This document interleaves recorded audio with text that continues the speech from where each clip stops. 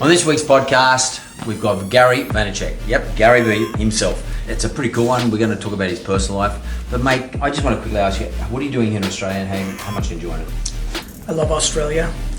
Since the wine business, I've been here a whole bunch, here for a bunch of talks and phenomenal interviews like this one. Thanks very much. And if you want to hear more about this, come listen to me, Mark Bouris, at The Mentor on podcastoneaustralia.com.au.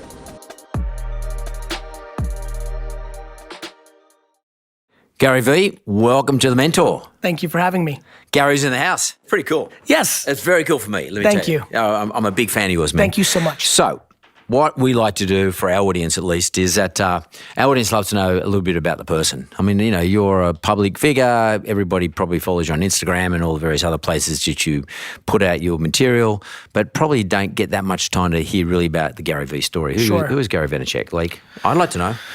Tell me. It's a very classic immigrant story, you know, of a boy that's born in a deeply communist country like the Soviet Union, coming to America, which is a very capitalist country, in the late 70s. Unfortunately, there was not a very good economy at the time when we came, so these golden streets that my parents were promised were even worse than they were in Russia, so much so that some fun stories have popped up recently in my family of like even debating to go back. Serious? Yeah, which was kind of interesting even for me. So, you know, it was a lot of struggle. You know, I always tell a lot of my friends that I'm far more similar to their grandfather than I am to them because I was born in the old country, because I came over, because I worked all the time, because there was no entitlement. School was kind of almost weirdly secondary in a lot of ways. School in America or school in school in America. Yeah. You know, I wasn't a good student, and you know, for a lot of second and third generations, school is the big play. But for a lot of first generations, you're just trying to put food on the table, and that's what my parents did. But I was so intertwined with them because I was born in the old world, and it was a very entrepreneurial story. By the time I was 6 or 7 years old, I was selling lemonade, I was shoveling snow, I was washing cars, I was selling flowers. It was... But what drove it? Like, why? DNA. There's nothing else. You didn't have to put food on your own table? I did not. No. It was just more fun for me than playing.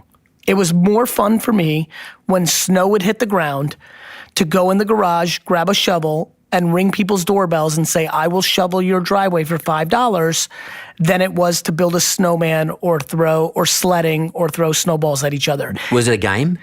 It continues to be a game. Yeah. So even then, it was a game then? 100%. Work was a game? Yes.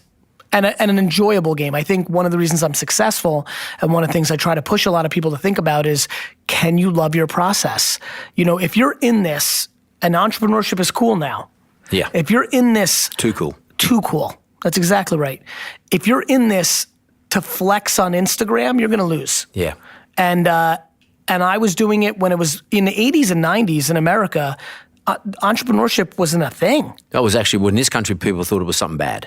And America like too. You're a bad dude. If you're an entrepreneur, Risk. you're actually a loser living off of mommy and daddy. Yeah, It was. You're exactly right. And you and I know this. A lot of the kids don't know. Yeah. Now, it's like being a rapper or an athlete. Yeah. It's incredible for me to watch what's transformed over 30 years.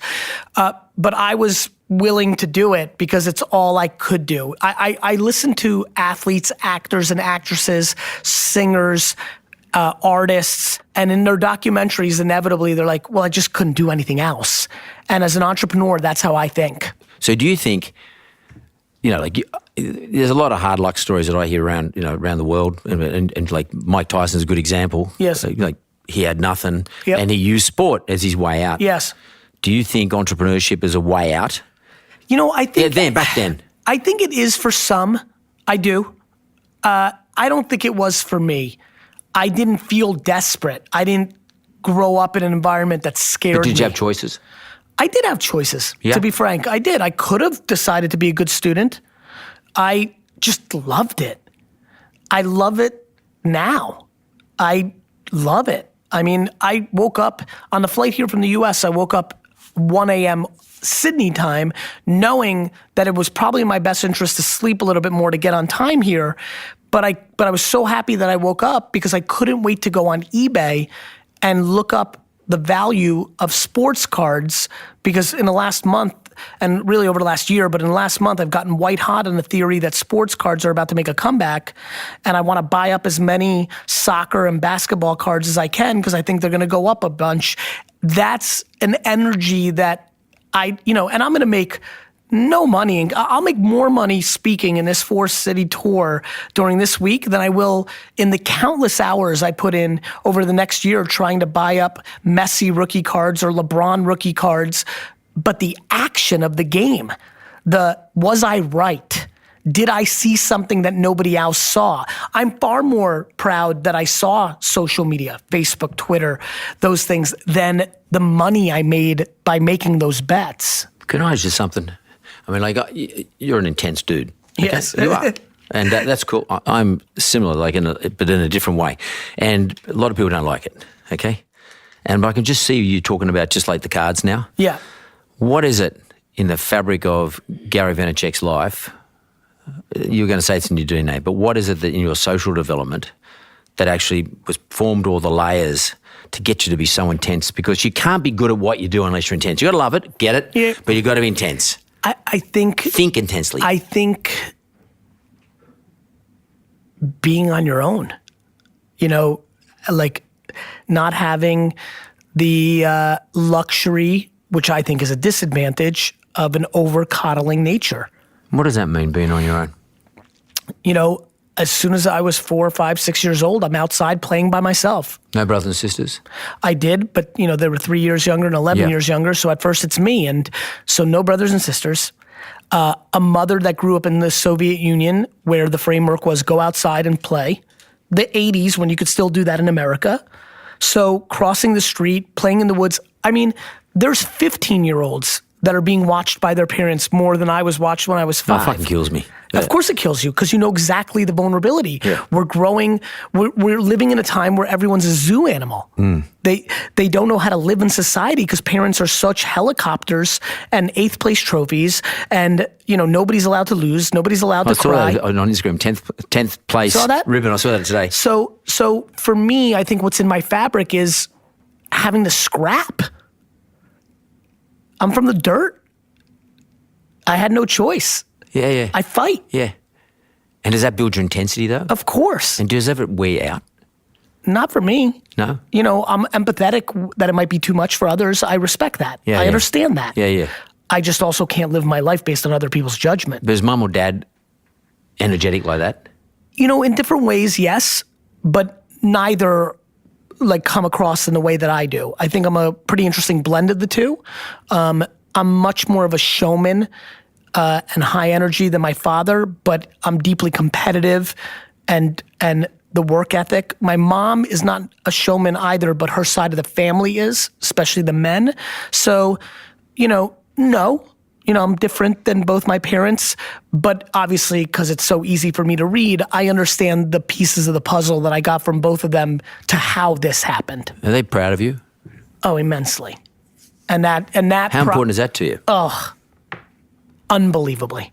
I'm a uncomfortable advocate of my parents. I'm a deeply grateful child. I'm writing a book in my own head that I eventually put out called Perfectly Parented. Most people hate their parents or dwell on their parents, or even if they don't hate them, which is probably not true, but spend a lot of time judging what their parents did wrong instead of thinking about what their parents did right. I'm sure my parents did tons of things wrong. I'm just incapable of focusing on that. I'm just so grateful for the things they did right. So the difference, so there's a lot of people out there, I mean, you're a doer. The intensity brings effort, and with intensity you get a lot of execution. But were you a dreamer as a kid? Did you sit around dreaming? Did you sit around, because you're going to sell lemonade or whatever you're going to do. Did you sit down and plan it? Like you woke up 1 a.m. thinking about your cards? Yes. Did you do it as a kid? Only in the most macro of a level. Yeah. I very early on decided that I was going to buy my favorite football team, the New York Jets, and I've stuck to it for 35 years at this point. So yes, I would say I dreamt about that. I dreamt about making a mark in the wine business and building one of the large retail companies in America. I did that. I thought about disrupting the ad world in a way that they couldn't see coming. putting the final pieces on that right now. So I dream currently of leaving an incredible legacy and having thousands of people show up to my funeral because of the value I provided with no ask in return. So yeah, I dream, but I'm too grounded in practicality to be a talker. You know, I would be embarrassed to talk and not execute. I almost put things out to put the pressure on making sure I execute so that nobody could ever play a clip, because I record everything, of you talked a big game but you couldn't do it. Now I'm fine, unbelievably fine with not achieving my goals. I'm not fine with not trying to. You got to have a crack, a good hard crack. Have, like a real fucking crack. Yeah, totally. You know what I mean? Yeah. Like one of the best cracks. Yeah. Like that I can feel. Yeah. I love losing, believe it or not, because that means I deserved it. Yeah. But I love the way you delivered that sentence. It excited me. A real crack, an all-time crack. Yeah. Last breath, fuck it. I did everything. Went as hard as I could. There's nothing left. There's nothing left. I wish there was a couple more years because I'd still be cracking at 100. But if this is it, I don't want to regret. And you have to be careful because a lot of times one part of your life you may leave no regret. You know, I spend a lot of time trying to be thoughtful of not being a man of the world at the expense of my own children. You see that a lot. I read a lot of obituaries. I watch a lot of famous or people of notoriety pass, and the world mourns, but their kids have very subtle, interesting, yeah, dad was awesome to the world. We wish we had a little, you know, I read it. Yeah. I read it because I inherently understand it, and I want to hedge against it because I want to find the right balance. I'm aware of it. But yes, that's how I see it. Like a lot of people, like you get them all the time. And they are dreamers. I mean, I've seen you interview some of the people at some of your talks. You know, and God love them. They get up there and they want you to solve a problem for them. They ask you a question and they're looking for an answer. And I see these dreamers. I mean, what do you say to them about balancing the difference between dreaming and execution? I mean, how do people work out? Because you've got to dream hard a lot, and then you've got to stop. And you've got to start executing hard a lot. Then you've got to go back to dream, because your life can't be just about executing. It's got to be about dreaming. That's right. But it can't be just about dreaming. Yeah, you have to strategize and execute. Without people saying you change your mind all the time. First of all, I think changing your mind all the time is the core strength of a human being. People say to me, and I say, I'm just reassessing what I'm doing. My dad used to get so mad at me. You just said a week ago that we were going to sell rosé. I'm like, I changed my mind. Customers came in, I didn't like the way it felt. I changed my mind. Yeah. I think changing your mind is a huge strength. It's funny, I was about to answer and we brought up the change of mind. I think it's the same thing. I think a lot of people don't fire people, don't change their mind because they're greatly insecure. This is an enormous game of insecurity. You know, why do people dream and not do? They're insecure. They inherently don't think they can do it. The system makes us a bit that way too. I don't know about America, but in this country here, our regulatory environment, yes, it sort of enhances this insecurity, which puts you in a position where you can't fire somebody. Yeah, fuck that. Yeah, mate. Yeah, I got some of my guys here. It works in my job. I'm a lot more educated in the UK version, and I'm aware that the Australian version's closer to that. That is some fucking horseshit. Yeah. And is the great vulnerability to anything that eliminates merit is bad. Yeah. If somebody sucks and you can't fire them, the whole thing's broken. Yeah, totally. What the hell are we doing here? Well, I mean, I battle with it all the time. It kills me. And like I even did a TV show here about where I actually had to say, you're fired.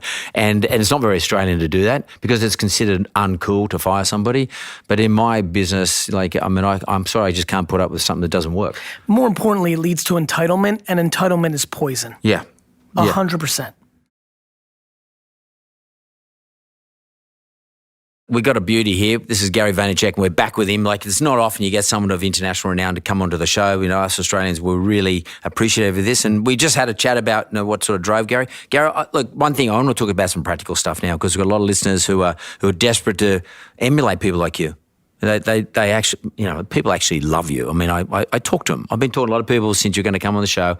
Everybody just raps. And I've been following what's going on at the three states you're talking about on the NAC, National Achievers Convention. And I've been watching all the videos. Everyone's saying great stuff. But where do you advise people to say, look, this is just not about me having followers and people loving me? I mean, that's important. But what do you say to people? How do you actually turn it into a business? Otherwise, you're just wasting their time. So I think there's a lot of ways to do it. So, it's really funny. You and I are super aligned with this, which is at the end of the day, things have to become practical. Yeah. And during the break, I was saying, you don't pay your bills with followers. And I believe that. I'm also a very interesting messenger when it comes to this because unlike many of my contemporaries that kind of look like me, one of the core reasons everybody loves me is I don't actually extract value out of my audience. Now, a couple things. There is nothing wrong with extracting value out of your audience. This is the free world. Nobody has to buy your program or your offsite or your master, So what's interesting about what I do is I build businesses that don't have to do with my audience, right? So VaynerMedia works with Fortune 5,000 companies. Yeah.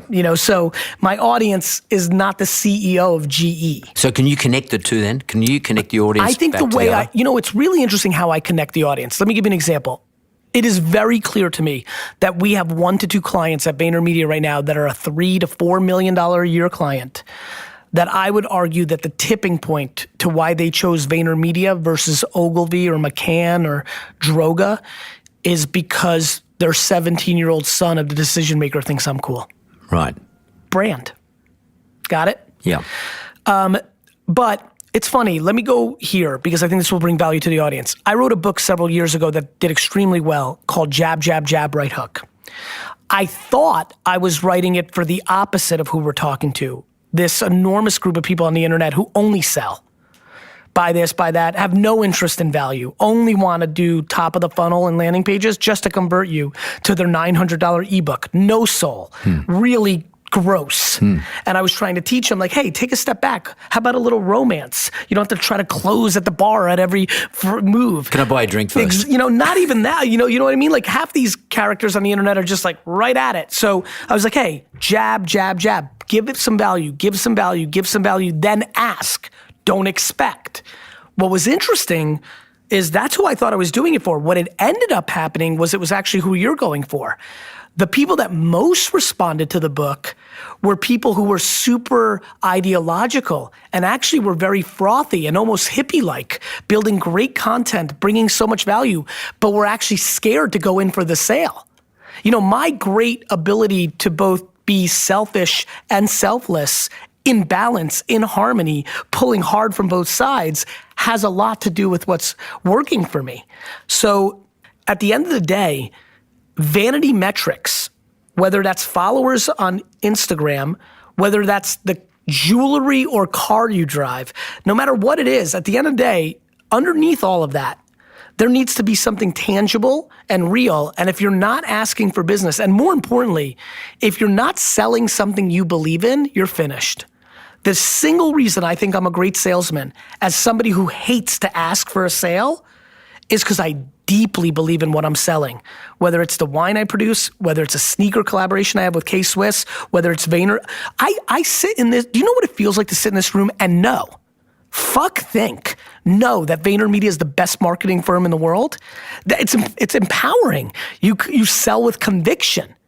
And I just watch way too many people either be deeply insecure about what they're selling because deep down they know they have no idea what the fuck they're selling. Well, I said they don't know what they're selling. That's right. Yeah. Or they're just broken. They just so care about money.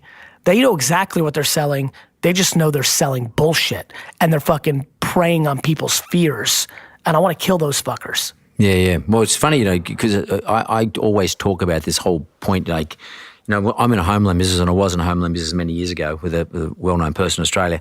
And he once said to me, and I was a young guy, and I was trying to get in to buy half my business. And he asked me the question, because he's about to invest, in those days, a lot of money, $25 million into my business. And he said to me, what business are you in? And I said, well, I was about to say I'm in the home loan business because my company was called Wizard Home Loans. And he said, don't say fucking home loans. And I was stuffed. Yeah, I didn't know what to say.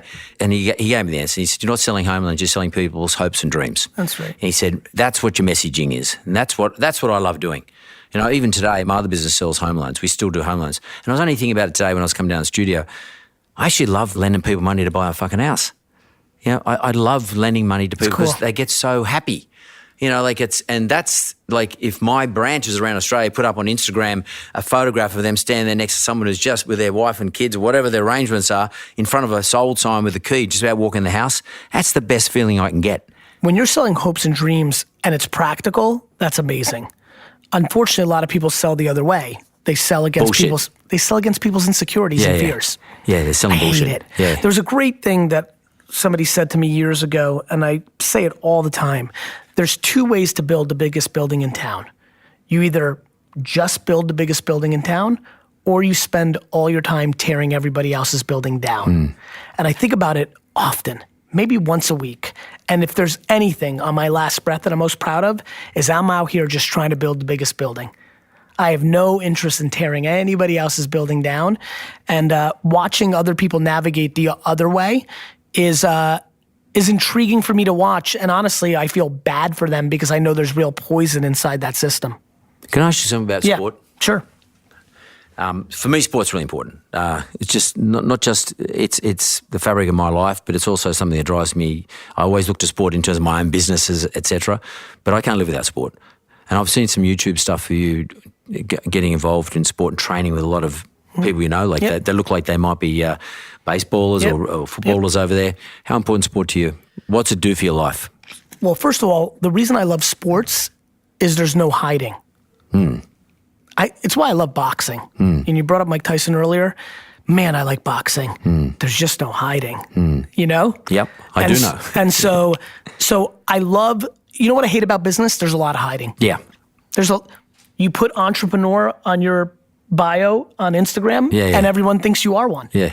You know, and so sport's important to me because I love when it goes to 0-0, somebody won and somebody lost.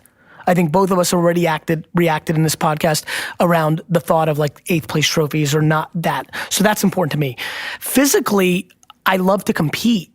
You know, like if you said, let's run to the door right now, you'd be stunned what I would do. Like I'd throw the dice, whatever it takes. I love the merit of the game.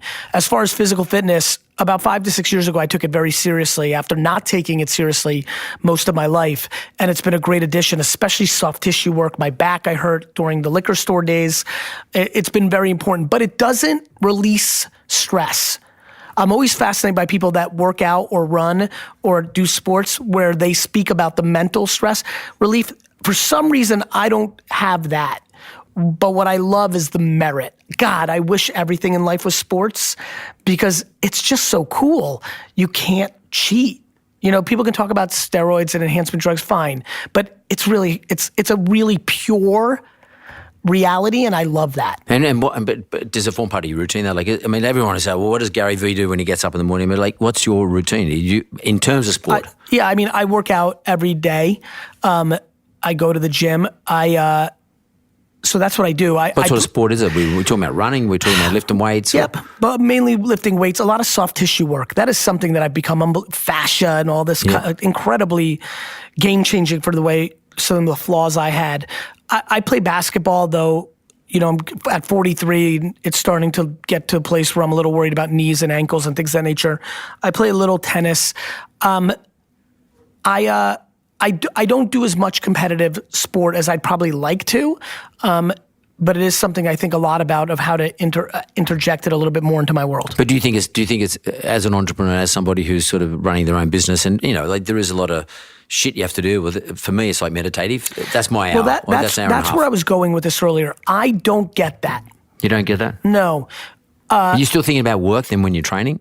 No, but maybe. What I would say is not always. Maybe you're not trying fucking hard enough. Come on, you might have to come and do a session with me after this, dude. I think you appreciate this. I'm fucking doing everything hard. Yeah, I get it. It's funny. I'm going to answer it this way. And I've been thinking a lot about it for the last 4 years as meditation has grown in popularity, which is great because I love seeing people find balance in the tactic. I would argue that I'm meditating at all times. Well, that's cool then. And I don't know what exactly I'm saying right now, but intuitively, man, I feel super great. Like I'm almost having conversation with myself while I'm having one with you. Yeah, I don't know what it is. I'm very grateful for it. I'm in really interesting harmony and balance I'm in a very funny framework. I'm basically in one place if 8 people didn't die today, everything else is good. I've gotten I don't know if that was my great-grandmother, my grandmother, it was a very Russian thing, like every single thing we blessed to, everything was health, everybody died so young in Russia. It was a miserable place. Alcoholism at scale, communism's bad. But I'm pretty much in the place of, I don't need that much of a mental release from my work. I actually am not that anxious about it. I was going to say it's because is everything going good then? Yeah, but even when it's going bad, I don't think I like money. Do you have bad times in work? I have things that I have to, only time I have bad times is when I have to hurt somebody by firing them. Yeah. You know? Like, I hate that. But like, when somebody's firing, you should see me on a phone call or a meeting getting fired by a client. It is hilarious. They start it, I know exactly what's happening, and I basically bail them out within 5 seconds. Yeah, fucking hurry up with it. Tell me. But in a sweet way. Full accountability. Yeah. Don't worry about, like. I'm out of here. Yeah. I need the 18 minutes back to go. How do you fire someone then in your environment? What do you say to them? This has been the great. How many chances do you give them? I give them too many. Yeah. I would argue, for as much as I hate entitlement, I'm very good at creating it within my workforce, but I've gotten a lot better. I really needed the lesson of this last company. Somewhere around year 6 of VaynerMedia, I looked around and said, oh, fuck. Everything I despise, I've created. I've over-coddled this organization. I've put too much on my shoulders. And my deep anger and dislike for conflict has created entitlement. And I had to go through a recourse, and the entitled kids weren't ready for it. And it was painful. Radical candor is not something that came natural to me. I'd rather stun you by firing you and giving you a great severance than giving you critical feedback along the way. It was just my framework, and it's something I've had to work on. I'm a much stronger operator today. Today, I had a couple conversations last month that I just can't believe I'm the one having them. I'm being so transparent. I'm not over-coddling it. I'm not sugarcoating it. And it's super unnatural for me. I do not like micro conflict. I'm a tough guy on video and the stage, but when it comes to one-on-one, I'm a honey over vinegar guy. But I've had to get better, and I want to be better. And so the conversations have become far more transparent, a lot. One thing that I struggle with is feedback from other managers, because I think they're incentivized to undermine their own direct reports. So I'm quite cynical to senior management giving me feedback on people underneath them. So the reason people get a lot of chances is because I don't make the mistake that most people do, which is blindly take the word of their direct report as an indicator, because I actually think they have more to lose and sometimes suppress the people underneath them. Because the big question I get asked all the time, how do you deal with this? So are you saying to me then you'll go to the individual who you go past the direct report, the boss, the manager, and you go to the individual and go and suss it out for yourself? Not only do I do that, I follow everybody on social media. I read Slack. I'm doing a lot of recon to make sure I have a clear picture, because I think most people's vulnerability at scale is they blindly take the information from the most senior person who inherently has more to lose, and I think leads to bad behavior. Because and in your environment, for me, I will not cop it, but the upward management. So in other words, you're my boss, I'm managing you on your expectations of me.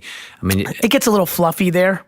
So I have to, not necessarily that, yeah, but not blind belief that the manager said this person sucks. I'm like, yeah, let's see about that. What I'm shitty about, actually, I'll tell you right now why I'm really fucking pissed off, is we have to finish. And I don't mind telling you that, but I know you're on a tight schedule. So I'm going to ask you, this is a really important question to me. When Gary Vaynerchuk retires or goes off into the sunset and goes and lives, next door to Richard Branson, what do you want to be remembered for? That I gave more than I took. I really want to be remembered for that. It's interesting, when I watch you, I see you are very generous actually at a massive speed when you speak on YouTube and various other places. And I think it's actually, I was actually curious, is that generosity? Is that you wanting to give more than you take or more than you receive? And do you think that you've achieved that so far? If you stop today? I think so. I think that the thing that alpha winners like you that are very close to me and know a lot of details are surprised by is how much I'm not driven by the thing that I share many things with many of you, but I just am not in it for the things that I thought I was in it as a kid. What ended up happening was being a millionaire or a billionaire. I'm just not in it for the money. I'll take it. I want it. I want to buy the jets. But fuck, I would much rather be known who I am versus others. I could easily get the jets. If I could switch to being a more selfish individual, I don't know if anybody can extract more value out of humans than me. I got very lucky, in my opinion, that is not my framework, and I enjoy the admiration versus the extra zero in my bank account. Well, for me, that's really refreshing. I love that answer. That's fantastic. And I have to say to the people listening to the show, when Gary walked in, I expected a Anthony Robbins moment with lots of noise, and he came in very humble, and he introduced himself to everybody in the cast here, everybody. And to me, in our country at least, that's refreshing, and that's very Australian for us. And I appreciate it. Thanks very much, Gary Vaynerchuk. Thank you so much for saying it. Real pleasure.